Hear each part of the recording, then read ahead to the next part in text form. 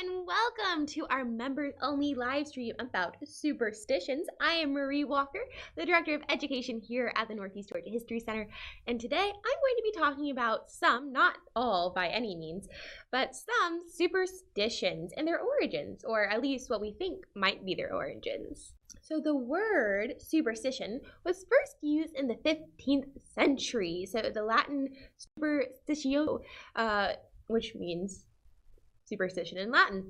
So most superstitions have origins in religion. So spilling salt at number 13, walking under a ladder, God bless you, all are some common superstitions that we think of. And we're going to go into the history of some of those today. So the top 5 superstitions in the US are spilling salt, the number 13, bad news comes in threes, a found penny is a lucky penny, and knock on wood. So the first superstition that we are going to be talking about today is the mirror. And there's a lot of superstitions that surround the mirror as a whole. So this superstition, or the superstitions that surround mirrors, seem to date back to the Romans. That's where the first one started, who believed that life renewed itself every 7 years and that breaking a mirror would thus cause damage to the soul. So you see yourself in a mirror, you break the mirror, then that's 7 years off your life because that was a reflection of your life, perhaps. So mirrors were often used in magical and psychic rituals, as one ancient Greek text does describe a ritual performed with a mirror. It was performed by lowering a mirror until its lower edge was touched, until the lower edge touched the surface of a basin of water, and the person performing the ritual would then pray to the appropriate god or goddess before gazing into the reflections created by the combination of mirror and water. So mirrors, along those same lines, in some other cultures, are believed that mirrors reflected the shadow or the shadow soul and could show the true nature of the person being reflected. So this may have contributed to the legends about vampires and demons having no reflection, since they are said to have no souls to reflect. So the absence of a reflection thus reveals their true nature in the absence of their soul. Another idea about why vampires cannot see themselves in mirrors is because mirrors a very long time ago were backed with precious metals, and that would be a precious metal, it would be a pure metal, and then since vampires are impure, they couldn't see themselves because of the pure metal backing the mirror. So there's a lot of things that go into these superstitions, to these ideas that we have. So there's not one pinpoint answer. There's a lot of ideas that kind of combine and mix that create our superstitions today.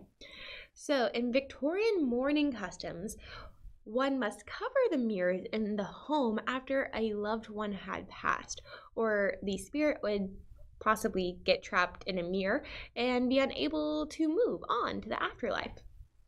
So similar, but also for different reasons, those who practice Judaism cover up mirrors in their home after a loved one has died, for several reasons, one of which being that mourners abstain from daily rituals such as shaving or the use of cosmetics, which emphasizes the belief that personal appearance simply is not important while grieving. So if a mirror falls and breaks by itself, someone in the house will soon die. Or someone seeing their reflection in a room where someone has recently died will soon die themselves. These are also good reasons to cover the mirrors. So like I said, there's not one pinpoint answer, but if you believe that seeing your reflection in a room after someone has recently died will mean that you're going to die, well, I would cover that mirror up for a while so that I don't accidentally see myself. So there's a lot of things that are surrounding the mirror and a lot of different cultures and customs, but they do all have a lot to do with death, it seems, or the taking of years off your life. So next we have black cats. There's a lot of superstitions and beliefs that surround black cats, some of which we can thank Pope Gregory IX for. So on June 13th, 1233, Pope Gregory IX instigated the first bull of his papacy, the Vox Enorama. So this Vox was the first papal bull to be associated with his papacy. And it basically said that cats are associated with witchcraft. So the Vox described the depraved rituals of the cult, and this cult is a cult in Germany that was supposedly satanic, that the Vatican was trying to crack down on. So in these rituals, it portrayed the devil worshippers, or the devil worshipped by these witches, as a shadowy half cat, half man figure.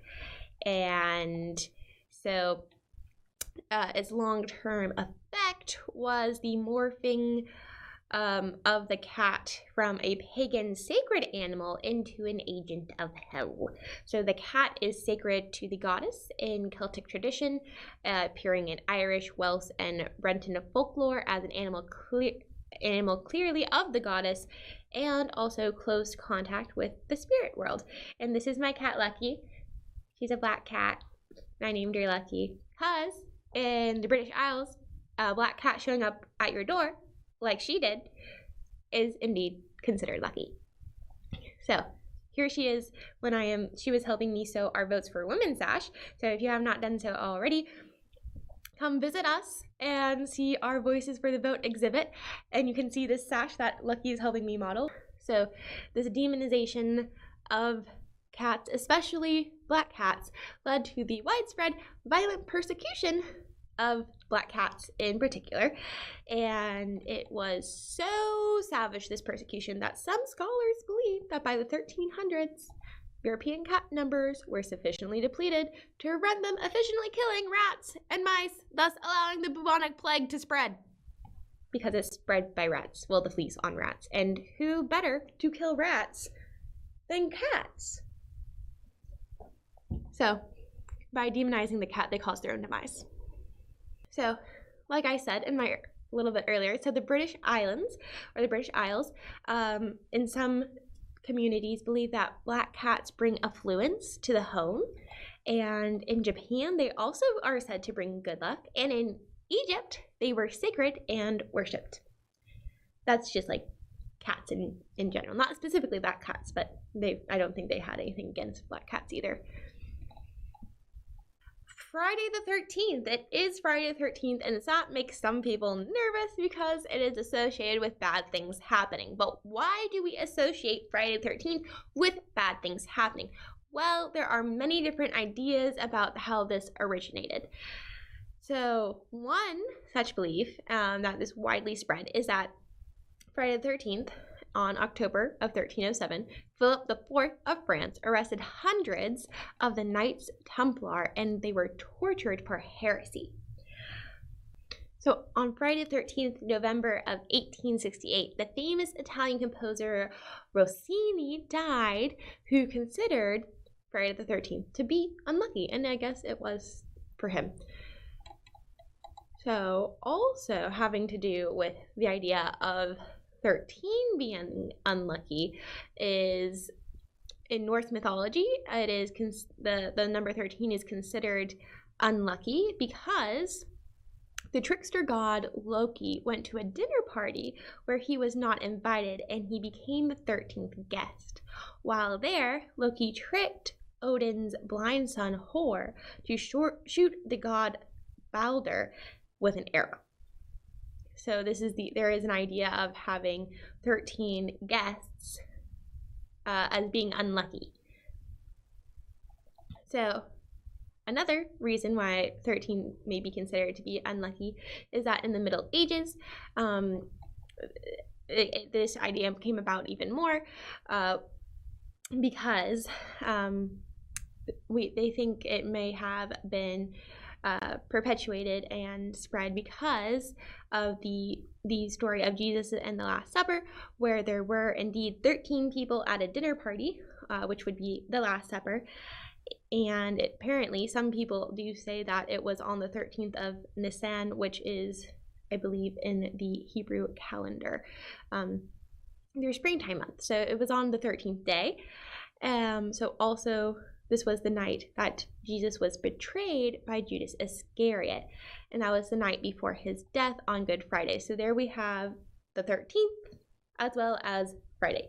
So people considered Friday to be unlucky, and they also considered the 13th to be unlucky, and then they kind of like came together to be Friday the 13th, which is apparently when bad things happen.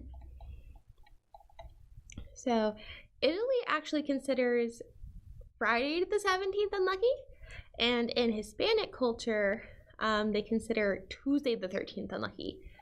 And then in Greek culture, they considered Tuesday the 13th to be unlucky because of the fall of Constantinople occurred on Tuesday, April 13th, 1204. So we just talked about some unlucky things. Now we're going to talk about some lucky things, like horseshoes. So they were considered to be lucky because they were made of iron, which is a metal said to ward off evil spirits. They were also held together with 7 nails, and 7 is said to be the luckiest number.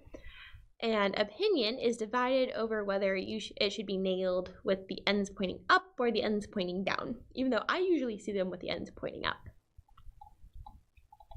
So horseshoes believed, So sailors believed nailing a horseshoe to the mast would help the ships avoid storms.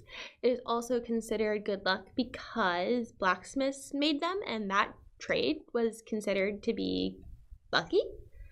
It was considered to be a lucky trade. It was also considered good luck because witches were thought to be afraid of horses, so the shoes of the horse were said to scare them away. So then we have the wishbone, another lucky thing.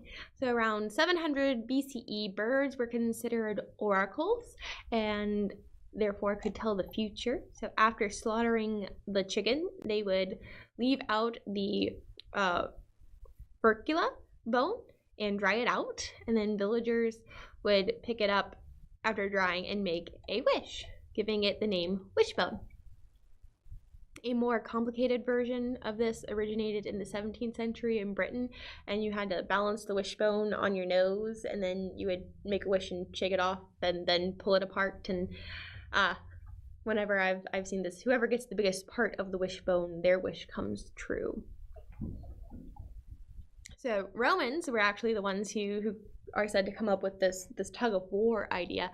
So the Romans, they were said to engage in a tug of war over breaking the bone when at dinner parties, I guess, as a fun thing to do. And then also whoever gets the biggest part, their wish gets to come true.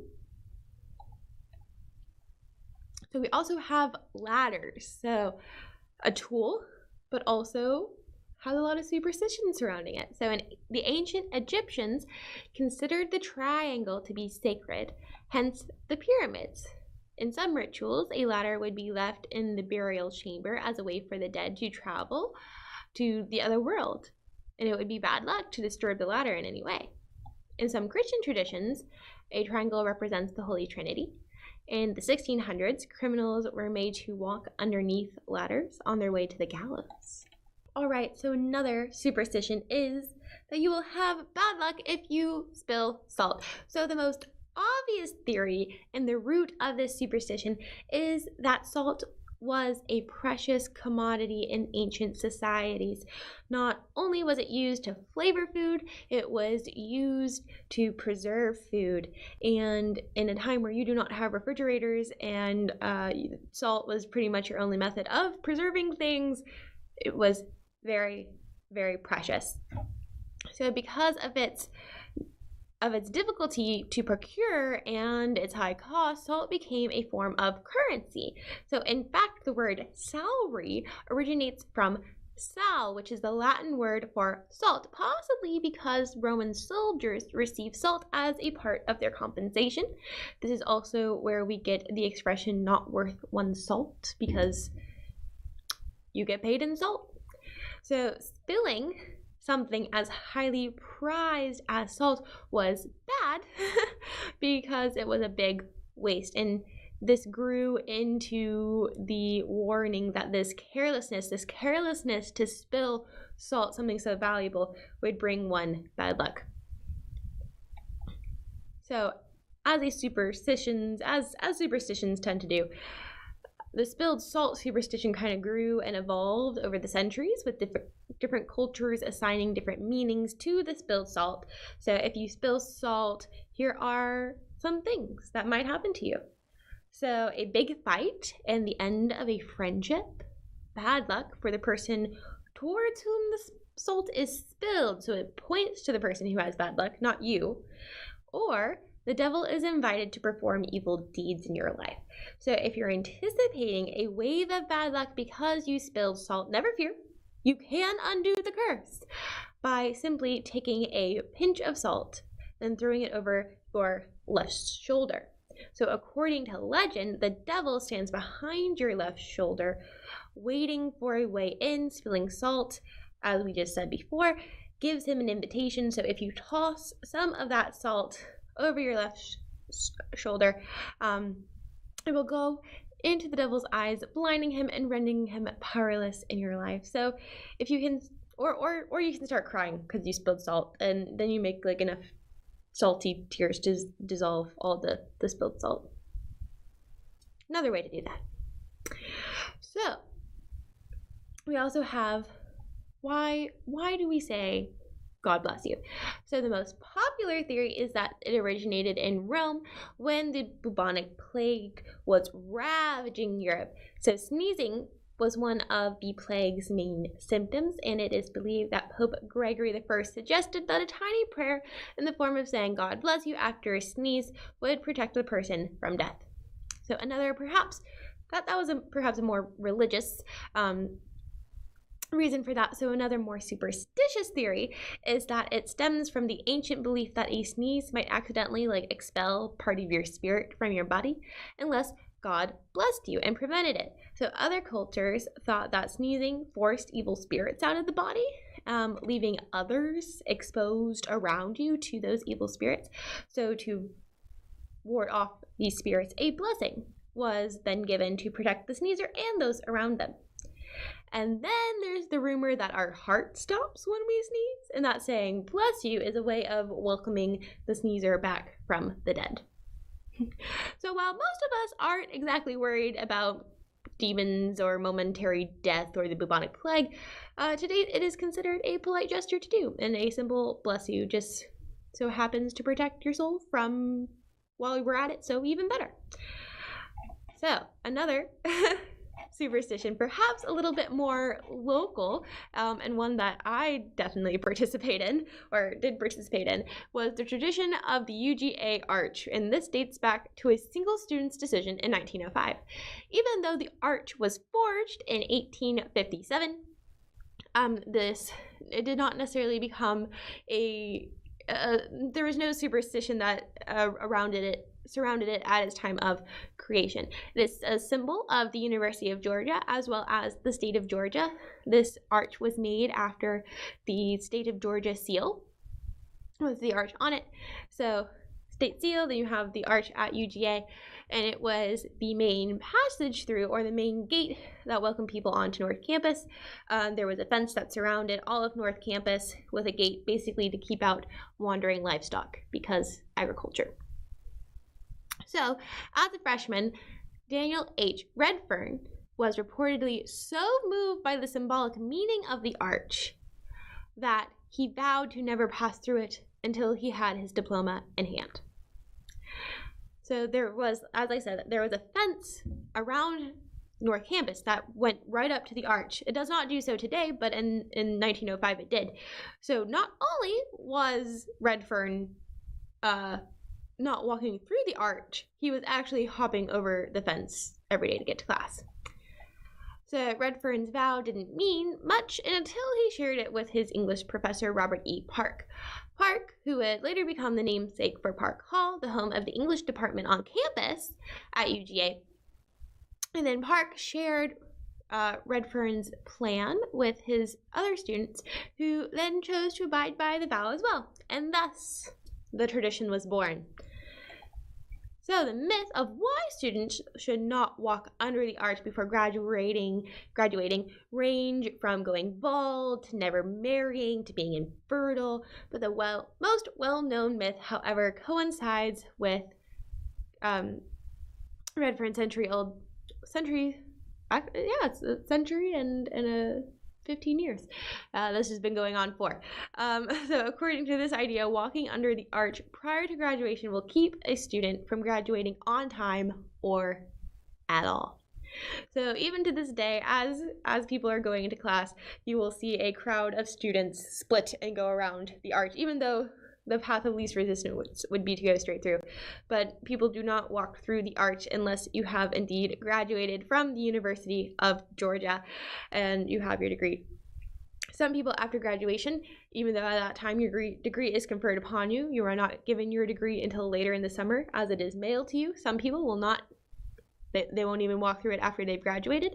They need to have their degree in hand to be able to walk through it. I myself have graduated from the University of Georgia and still have not actually walked through the arch because even though I have been in Athens several times since my graduation was canceled due to COVID-19. Therefore, I did not have a ceremony in May. I then got my degree in July, but I still did not walk through because we had rescheduled the graduation until October. And I thought if I walked through the arch, our graduation in October would also be canceled. I did not walk through the arch, and I did have my graduation in October. So thank you so much for our wonderful Director of Museum Services, Leslie, for helping research this topic with me.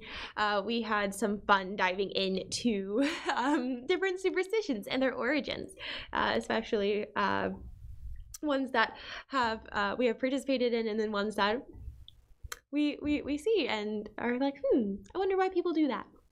So if you're one of those people who has participated in some of those, let us know in the comments. It's so interesting. It's so interesting, and now perhaps you know the origin of why we do that. So yeah, thank you so much for listening, and until next time, stay safe and take care.